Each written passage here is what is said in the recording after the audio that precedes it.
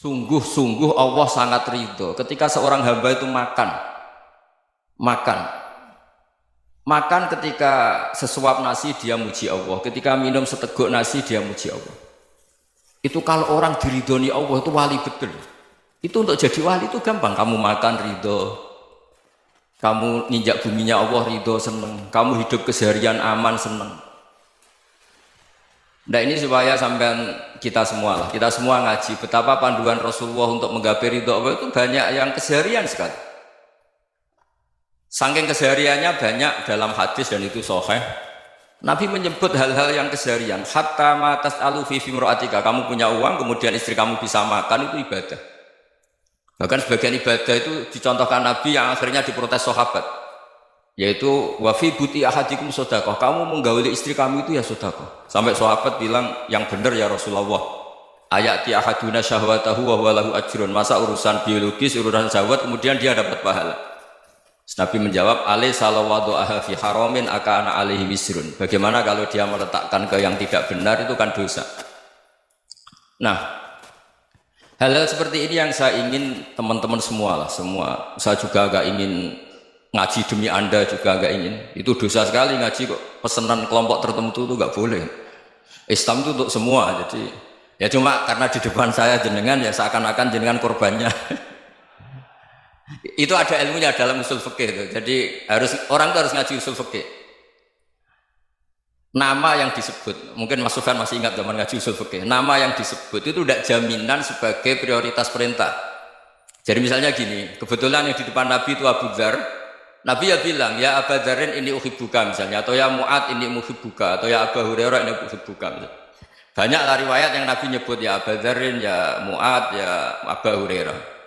Kemudian misalnya Nabi meneruskan khitab, ini uhibbuka, saya mencintai kamu, fakul dubur sholatin, atau sebagian riwayat disebut fala tada'an la dubura kulli sholatin Allahumma inni ala dzikrika wa syukrika wa husni ibadatik.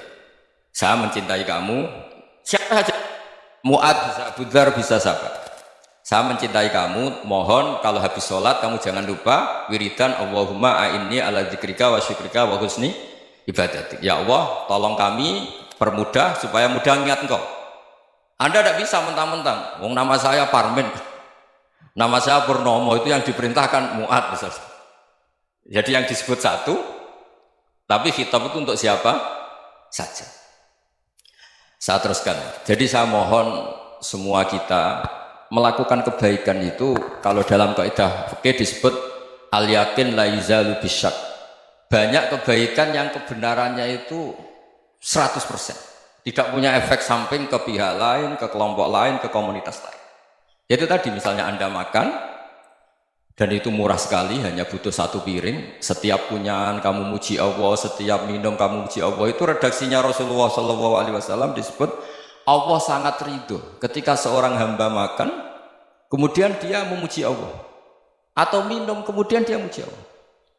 Logikanya gampang, negara seperti ini yang kamu harapkan bentuknya kayak apa, mertua, ipar, komunitas, tetangga, itu nyata terjadi itu kan belum pasti. Sementara yang mesti terjadi adalah kamu butuh makan, kalau tidak mati. Butuh minum, kalau tidak mati. Butuh bumi yang nyaman ditempati, kalau tidak kita juga mati. Sebab itu Allah kalau menyebut nikmatnya itu hal-hal yang keseharian. Alladzi at'amahum min ju'. Allah itu siapa? Allah itu yang menciptakan kamu bisa makan. Tidak berlebihan, Allah itu yang menciptakan kondisi sosial itu ideal. Zaman Nabi itu ya ada orang munafik. Orang-orang pilihan Allah itu juga diuji orang sekelilingnya yang macam-macam. Semua diuji sesuai konteks zaman dan waktu. Nah, tapi ada ibadah-ibadah yang selalu disarankan Nabi. Sampai Nabi itu pernah ditanya, ayul Islam ya khairun ya Rasulullah, Islam terbaik itu gimana? Jawaban Nabi itu unik. It'amut to'am, Islam terbaik itu ya makan-makan, jangan santai-santai.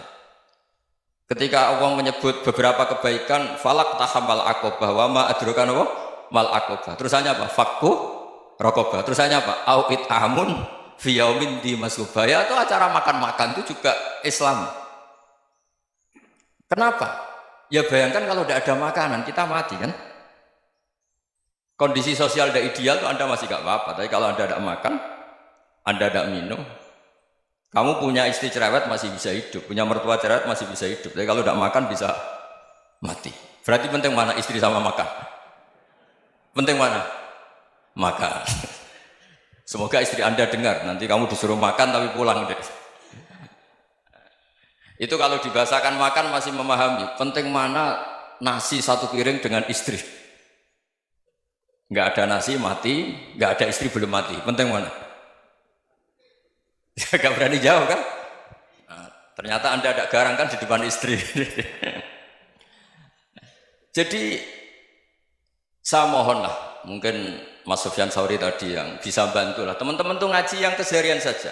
Karena kita nyari ridha Allah itu berdasar firman Allah, dan firman Allah itu menyebut keseharian tuh riang gampang. Yaitu tadi misalnya wa min ayatihi manamukum billaili wan nahar. Termasuk ayat-ayat Allah itu kamu tidur. Maka dulu itu ada guyonan, ada tokoh Mu'tazilah, kelompok dalam Islam yang berpikir manusia itu bisa menentukan ikhtiarnya sendiri. Karena saya bisa duduk, ingin duduk, duduk, ingin berdiri, berdiri. Karena kelompok ini nggak terima kalau semua kehendak Allah, nanti bagaimana kalau semua kehendak Allah kok ada hisab ya, ada sanksi.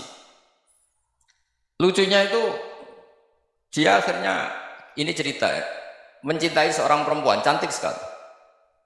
Dan itu dia menjadi ahli sunnah itu oleh hal-hal yang sepele. Karena istrinya cantik, ya namanya suami istri hubungan intim. Terus ditanya, Mas, masih ingin lagi? Masih. Silahkan diulang lagi. Wah ya tidak bisa. Katanya manusia bisa menentukan yang diinginkan. Itu tobat itu. Itu nggak bisa ditobatkan Mas Sufyan Ats-Tsauri. Orang cantik yang mudah nobatkan orang itu orang cantik. Segampang itu. Akhirnya kita tahu, makanya kalau dalam kitab Hikam itu disebut al-aqil mayyakul madza yaf'alu wa hubi wal ghafil mayyakul madza af'al. Orang yang punya akal karena sadar ini wilayah Allah, semua milik Tuhan, itu dia tiap hari berpikir besok Allah akan melakukan apa terhadap dunia ini. Kamu merencanakan suatu mau plesir ternyata gempa, mau wisata ke Rusia ternyata perang. Kamu tidak pernah tahu apa yang akan terjadi besok. Wa ma tadri nafsum madza taksibu ghadan. Tapi anda semua kita ini sering punya jadwal permanen. Makanya saya kalau diundang siapa saja bisa takdir. Yang jelas Gus ini acara penting. Ya masih acara penting nak pangeran ngersakno piye? Kok ape dadi pangeran? Kamu kok mau jadi Tuhan? Itu kadang ya kiai. Penting Gus acara ini jenengan harus memastikan bisa. Loh kamu itu yang ngajarin tauhid, sesuatu itu biadillah kok bilang-bilang apa pasti. Kalau saya terus tak tobatkan kamu kata saya. Ya kalau gitu Gus bilang insya Allah. Wah itu hati saya, fisik saya, roh saya sudah bilang insya Allah. Tidak usah kamu latih kata saya. Nah hal-hal tauhid keseharian itu gampang sebetulnya. Wal ghafil yaqulu madza af'al. Tapi orang yang lupa Allah dia setiap hari bilang besok apa? Kita bisa melakukan apa? Seakan-akan dia itu aktor, dia penting, dia subjek permanen, dia. Padahal kita ini hanya objek kehendak Allah Subhanahu wa taala. Karena kita yakin sesuatu yang terjadi di alam raya ini kita tidak bisa apa-apa. Makanya saya sering ngaji, sering bilang saya, ketika Anda mensifati Allah, dia yang menghidupkan. Sudah itu tanamkan, sehingga ketika kita mati, santai saja. Kenapa santai? Allah punya cara menghidupkan kita. Zaman kita hidup juga gak tahu caranya ngelola jantung, ngelola paru-paru. Kamu juga gak tahu ngelola oksigen yang tidak beracun, tidak mengandung polusi. Tahu-tahu hidup. Gak ingin tua ya tahu-tahu tua, gak ingin mati tahu-tahu mati. Selama ini kita hidup juga agak tahu apa sebetulnya. Hanya gaya tok, punya jadwal, punya planning. Kalau kamu bisa menentukan pilihan Anda, pasti Anda istrinya cantik, 4 neriman semua, kona'ah semua. Nyatanya enggak kan? Ada 1 jelek, cerewet. Oh itu kan, nyatanya enggak bisa apa-apa Anda kan? Dan kamu bawa mati lagi. Itu kan. Istri Anda juga gitu, punya keinginan, punya suami yang ganteng, yang jabat, yang riman, yang enggak poligami. Ya tidak kesampaian juga. Kalau kita ngitung tingkat kegagalan kita itu gagal terus. Ya kan? Nah, terus ingat Allah. Madza yaf'alu wa hubi. Orang yang punya akal selalu berpikir Allah itu menghendaki apa terhadap saya. Lalu sama-sama orang melihat orang yang serius, itu kata Anda itu pemikir berat, serius, senang punya tokoh yang merengut tuh, karena kamu anggap serius. Tapi sebagian orang anggap orang yang serius itu wong merengut, wong masam, wong muka kok ditekuk. Jadi sama Itu hati ya muqallibal qulub tsabbit qalbi ala dini, karena kita nggak tahu cara berpikir kita tentang orang lain, tentang sekeliling kita. Misalnya kita orang baik yang jenis ngurmat fakir miskin, ada orang bangun masjid mewah itu janggal. Apa artinya masjid mewah kalau banyak orang kelaparan? Tapi kalau yang jenis pendidikan, apa artinya masjid mewah kalau tidak bisa ngaji? Nanti yang jenis infrastruktur, apa artinya ini kalau semuanya punya sudut pandang yang berbeda-beda. Dan Islam mengapresiasi semua kebaikan. Tapi katakan semua kebaikan itu adalah kehendak Allah Subhanahu wa taala. Karena apapun baik Anda itu pakai fasilitas yang diberikan oleh Allah Subhanahu wa taala. Sehingga ini yang disebut qulillah sumadarhum fi khawdihim yal'abun. Ya kembali tadi ke tema-tema bahwa keseharian Anda ini sudah Islami.